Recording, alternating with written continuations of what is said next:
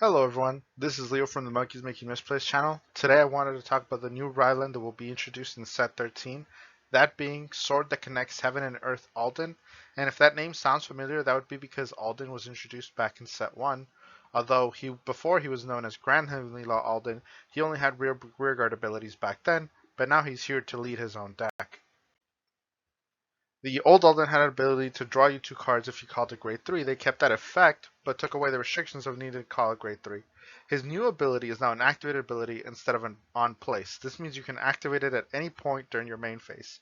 They also adjusted the effect from costing 2 Counterblast and a Soul Blast to 1 Counterblast and a Soul Blast. This might seem like a small change, but it makes it much more affordable. This ability allows you to trade in a unit in hand for 2 cards in hand.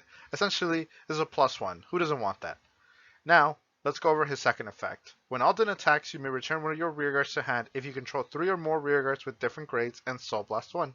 Then, you can call up to 2 cards whose total sum of grades is less than or equal to the grade of the unit you return to hand. The called units must go into the same column. This ability incentivizes you to return a grade 3 so that you may call a grade 2 and a grade 1. However, you are more than able to return a grade 2 and call a grade 2 and a grade 0 or a grade 1 and a grade 1. This ability allows Alden to perform 4 attacks during his turn, but is that enough to compete though? For that, let's discuss his ride line and extra support. First, we start with his ride line. The starter is Knight of Heavenly Admired Admis, and he's a generic draw card if he goes second, so we'll just move past that to his grade 1. The grade 1 in Alden's ride line is known as um, Knight of Heavenly Lasting Tranquilla. When it is written upon by a grade 2, you may reveal 3 cards with different grades from your hand. Then look at the top 5 cards of your deck, choose a grade 1 or lower unit, and call it to rearguard. However, if you are unable to call or choose not to, then you may call him to rearguard instead. This effect is reminiscent of Bastion's ride line, in which you would reveal grade 3 cards to gain an effect. However, Alden asks for different grades. Next, we have Clear Skies Knight Sodios, who is the grade 2 in the Alden ride line. His effect is the exact same as Tranquilla, except for allowing you to now call grade 2 or lower, just like Tranquilla.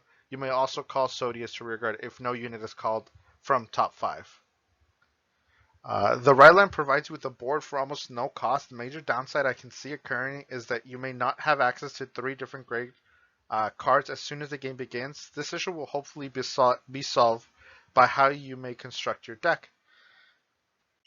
Now, let's talk about his supports units. He was given a grade 1, 2, and 3 as to stay in theme with his abilities. Um, let's start with the grade 1 and go from there. His grade 1 is Sage of Civilization Firon, and its ability activates when placed on rear. It gains an extra 2000 power until end of turn. And if that were the end, then I'd say it's not worth playing.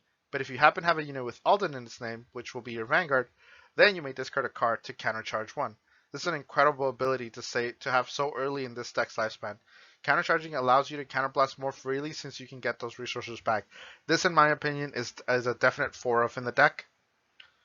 Next, we have the grade 2 Sharpness Knight Ermac, who when placed on rear, if you have a unit with Alden in its card name, gains an extra 5000 power until end of turn. However, if Ermac was placed by a card's ability, then it gains an extra 15,000 instead of the 5,000.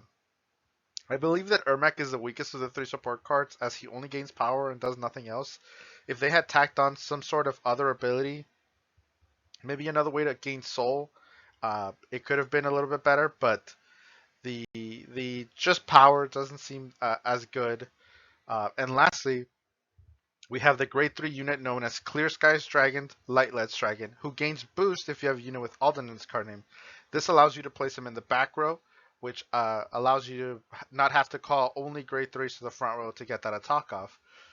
He also has a second ability in which when he has finished attacking or boosting, which is very important, you may put another rearguard into Soul to give one of your units with Alden in its name an extra 10k power until end of turn.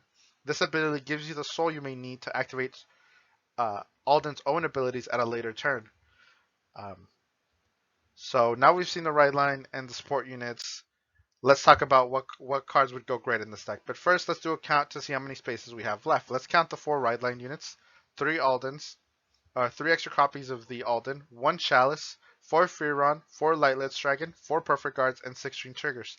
That is a total of 36 cards already accounted for, leaving us with only 14 slots left to fill.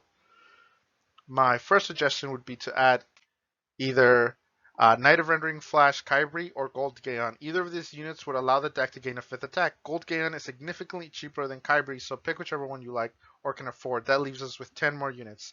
You can either play 4 Kyrie or 4 Gold Gaon. Either one would work. Just one has a more restrictive effect, but the other one is more expensive.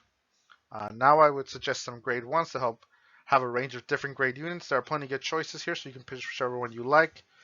Maybe something that can produce soul like Diffuser Angel or Magic of Purification F Puri. Maybe you want some card draw or the ability to stack, then you can use either Dragon Wretch Soul to Sakab to draw more or Divine Sister Pamir to stack both during the main phase or battle phase if you happen to call it with Gold Gaon. Maybe you just want more power, then units like Energy Refill Angel or Knight of Gale Siniblagar would suit you better. I would choose any of these, but use at least 4 slots. So now we have 6 slots remaining. Let's add some grade 3s to be able to bounce back with Alden's abilities. Something to consider playing is playing the original Alden in this deck to gain access to 5 attacks in a different way. Grand Heavenly Law Alden allows you to Counterblast 2 and Soul Blast 1 to call a card. Although you would prefer to call a grade 3 to draw 2 cards, there is no restriction on the call itself, so you may call lower grades to get an extra attack. If we do choose to play for the original Alden, then my suggestion for the remaining 2 slots would be Knight of War Damage Fasado, who is able to create Soul and Countercharge, which our deck will desperately need to maintain its strategy going. Now, let's talk about some more casual options. The set of 3 Divine Sisters introduced in set 9, they all work together and are all different grades, which will help with Alden's abilities. Them being commons will surely help lower the price of the deck. These are by no means a competitive option, but if you just want to have some fun, why not try them out? They are able to get power from the grade 3. The grade 2 can search you the grade 1. The grade 1 can draw you a card and return anything to deck, which allows you to put triggers back in case you've already drawn them. So these are choices you could try doing for Alden. They're not very strong, I will say that. But if you just want to play something for fun, you could always give these a try. And with that, I think I will close out the video now that we both have an understanding of the new support and what cards we might be interested in playing. This has been Leo from the Monkeys Making Misplays channel. Thank you all for watching.